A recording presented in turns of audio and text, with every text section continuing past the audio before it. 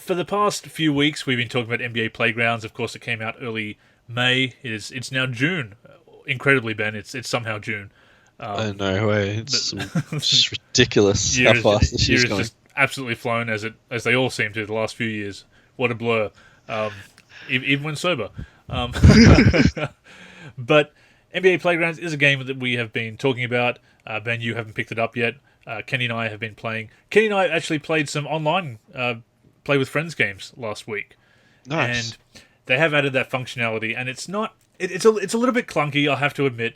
You basically have to put in a challenge code. You have to put in the same challenge code, and it'll search for the game. And it'll find it. It's a bit old school, but it works. We found that it works a little bit better if you specify a custom one.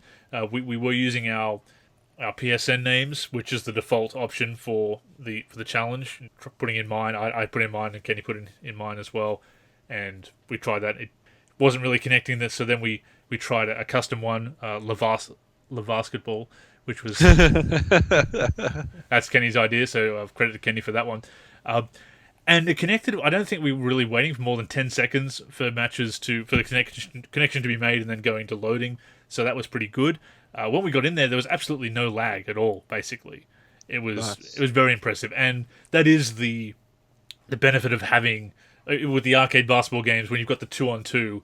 There's less detail in the background. You don't have the big NBA stadiums. You don't have the 10 players on the court. You don't have all the referees running around and everything.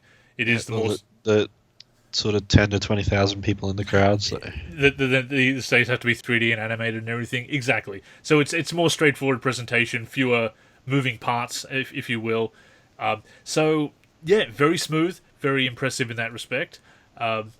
There's been a couple of patches have come out. Actually, one just came through this evening before we started recording, and the latest one is a smaller update. The last one was a big one, added a bunch of players, made some adjustments as we recapped the patch notes last week, and I've played a few games since. I guess the biggest problem for me is that too many dunks miss according to the shot meter. They have added the shot meter is really good in so much as it gives you a bit of an idea, but it's also confusing in that you get into the middle of the green zone with a really good player, with a rating of 8, 9, 10, and yet you still miss a wide open dunk. It feels a bit canned, especially when it happens against the CPU, but it's, they also have on the loading screen that they show what the percentages are for the bar. So okay. they're actually explaining more. The updates that they're pushing through definitely are tweaking the game. I think there's a little bit more tweaking needs to happen. Some of the any rating below 7 is a little bit too ineffective, I find, and sometimes the CPU can get a little bit cheesy, but they are still working on it. They've got the Facebook group where they're taking feedback from the community. I will say, because I'm in the group at the moment, And so am I. you're in the group. Yep. I don't necessarily like that some of the good suggestions are shot down as being hating. Like there's people that put forward pretty good suggestions very politely, and people are saying, "Oh, you just suck at the game," and don't listen to the haters. And like, oh, it's. I mean, I'm always advocating constructive feedback, and constructive feedback is getting shot down a bit. So I hope that doesn't become a trend, because that's a bit worrying. But they are pushing through some good updates. The update they pushed through most recently changes it so the buzzer beaters can actually count after the buzzer. So if you get, as long as you get it off in time, as in Yep. real basketball, it will Yep. count. Whereas before, play just stopped, like the ball just dropped straight back down. So now, Yep. if you do get it off in time, it will. If you can make, if it makes it, it will count. If not, obviously, it doesn't. But I mean, that's that was a fundamental issue that has been corrected. So I'm glad they're able to address that, and the fact that they are addressing things like that is very promising. So even though the gameplay still has some clunky moments, and I think some fine tuning is needed. The Nisa 24 is working on some editors that it's going to post in the forum, so we'll actually be able to edit the PC version as well. So that's good news. And I'm just playing on PS4 myself, but yeah, it is actually getting better. There's still some frustrating moments, but it is really encouraging to see them doing these tweaks and pushing through the players, and there's more players to come. So I have to update our wiki page, actually, because it's a bit outdated now. But yeah, I was disappointed initially, and there's still things I'd like to see get better. But yeah, the patch has made some. Some of the changes to the dunking, more dunks seem to miss than I think should, especially in an arcade game like that. But Yep. it is looking good. If you're still looking to get into it and get the full version, because I know you got into the beta, you were able to get the beta. But yeah, if you are still looking to get into that, yeah, it is definitely a game worth checking out and keeping tabs on the progress, because it is evolving, and it's interesting to see and pleasing as well. Yeah, well, for me, I'll be getting the game probably after, let's see, probably in about a week. I'll pick it up, like the proper version and that. So, yeah, it's just given us some events over the recent weeks and that haven't been able to afford it. So, yeah, so just recouping some of those losses and that. So, but yeah, from when I played the beta, I saw some really good potential with it, and the fact that they're doing all this extra, getting all this feedback and putting all this extra work into it with these constant updates, and at least these patch updates aren't like crazy big. So just a few hundred meg, yeah. So yeah. we don't have to download the whole 7 gig game each and every time.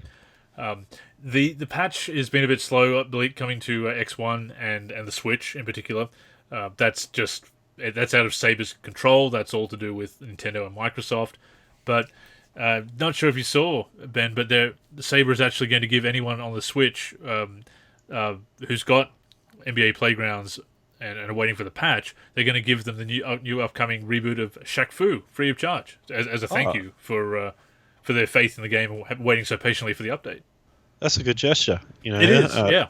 So yeah, that's something that 2K's PR guy should learn from. Obviously, not having to give it like full game, but handling